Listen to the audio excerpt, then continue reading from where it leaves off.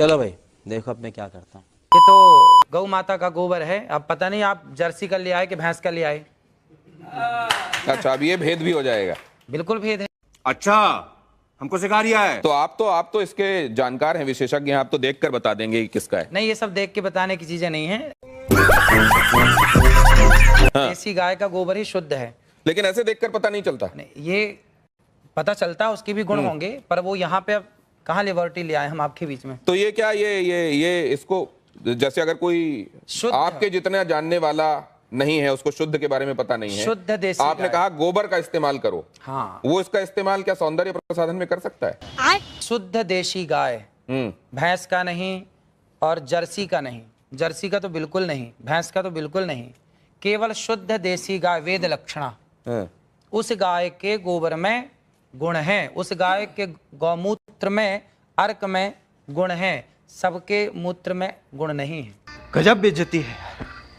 नहीं तो अगर इस तरीके से गोबर आपको कहीं मिले तो उसको सौंदर्य प्रसाधन के तौर पर इस्तेमाल नहीं करना चाहिए। ये गोबर खेतों में डाल के खाद बनाने के काम का है, लेकिन जो देसी गाय का गोबर है वह आपके लिए अमृत का। आपने क्या कहा था गोबर के संदर्भ में?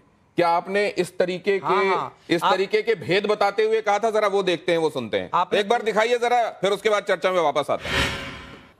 आपने कभी गाय के गोबर से अपने मुंह को धुला? नहीं।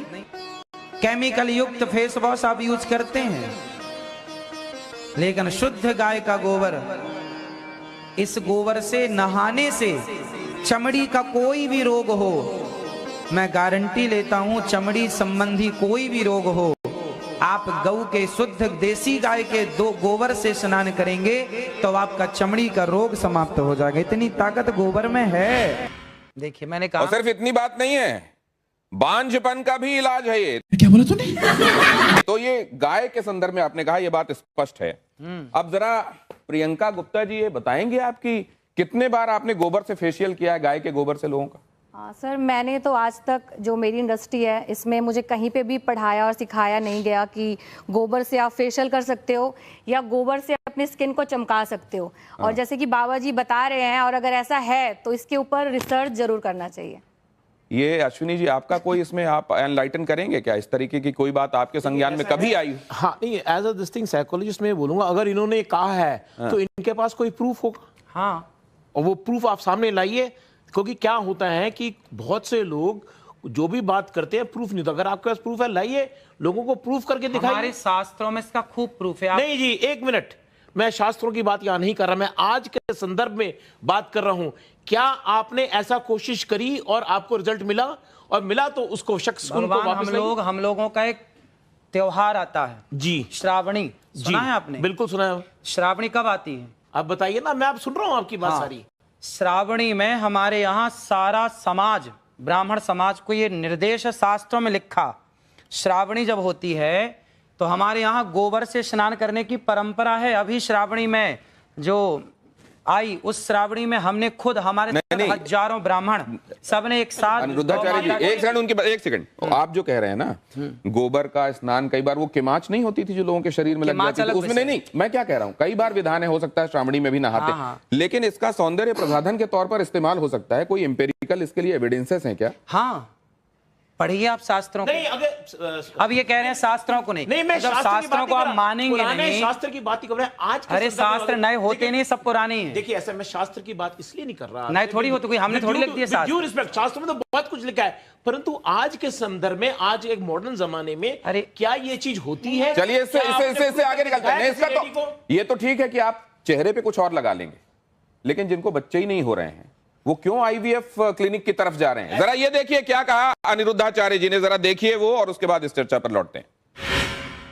जिसको संतान नहीं होती वो गाय को गेहूं खवाए, और गेहूं जब उसके गोबर से वापस आए तो उसको धुल करके, उसे सुखा करके, उसको पीस करके, उस आटे की रोटी बनाकर भगवान को भोग लगाकर, वो रोटी खाने से संतान प्राप्ति होती है।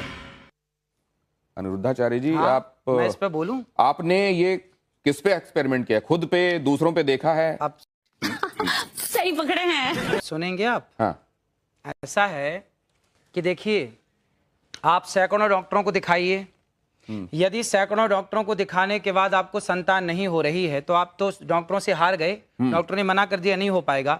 जब सबसे आप हार गए तो एक एक्सपेरिमेंट कर लेने में क्या बुराई है? बात तो सही है। आपने रघुवंशम महाकाव्य पढ़ा होगा, महर्षि कालिदास जी ने उसको लिखा है। भगवान राम के जो पूर्वज थे उनका नाम था दिलीप, उनकी भी कोई संतान नहीं हो रही थी। तब राजा दिलीप ने गौ माता की सेवा की और गौ माता की सेवा से दिलीप के संतान हुई जिनका नाम रघु पड़ा, रघुवंश उनके नाम से आगे चला।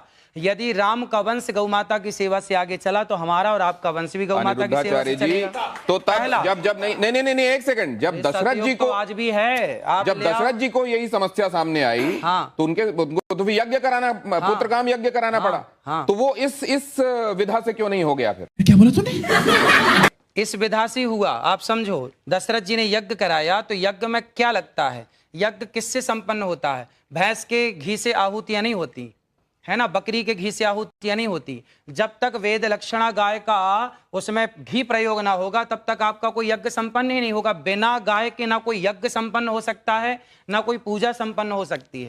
समझ रहे हो? समझ रहे हो आप? समझ रहे हो? नहीं, लेकिन एक चीज साइंस ये कहता है कि अगर आपने एक खास तरह की परिस्थितियों में खास एक्सपेरिमेंट किया है तो आपको खास रिजल्ट मिलेगा।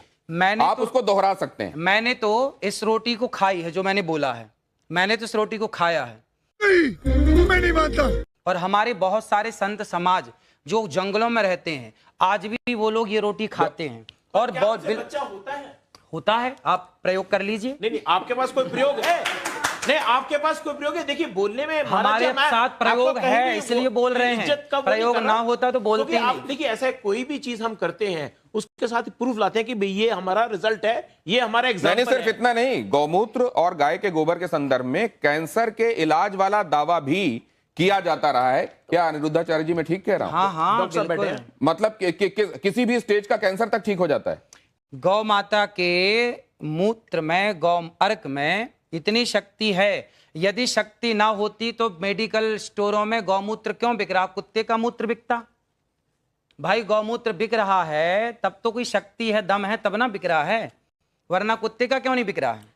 नहीं, बिकने वाली हर चीज को आप ये मानते हैं कि वो अपने आप में उसके लिए किसी साक्ष्य या प्रमाण की जरूरत नहीं? तो किसी का नहीं बिक रहा गौ माता। नहीं, मैं पूछ रहा हूं, बिकने वाली हर चीज के संदर्भ में हमको ये मानना चाहिए कि सब्सटेंटिव होती होगी इसीलिए बिक रही है? ना, नहीं, ऐसा नहीं। डॉक्टर अंशुमान, ये कैंसर में आपने एमबीबीएस किया होगा, आपने स्पेशलाइजेशन किया होगा, उसके बाद आप इतने सालों से कैंसर के पेशेंट्स को ठीक कर रहे हैं, कहीं पर आपने गोमूत्र वाला एक्सपेरिमेंट या गोबर वाला एक्सपेरिमेंट किया है?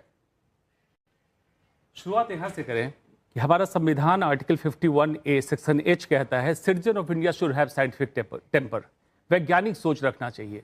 गैर वैज्ञानिक सोच रखना और उसको प्रत्यक्ष प्रमाण बोलना असंवैधानिक बात है और कानून के खिलाफ है, पहली बात।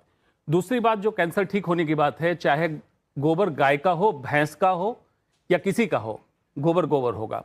लेबोरेटरी की बात इन्होंने कही है, कैंसर ठीक होने की बात कही है। मैं अभी लाइव या रिकॉर्डेड इसमें चैलेंज करता हूं, मरीज इनका मॉनिटर मैं करूंगा, कैंसर है, जांच कराऊंगा, ठीक करें।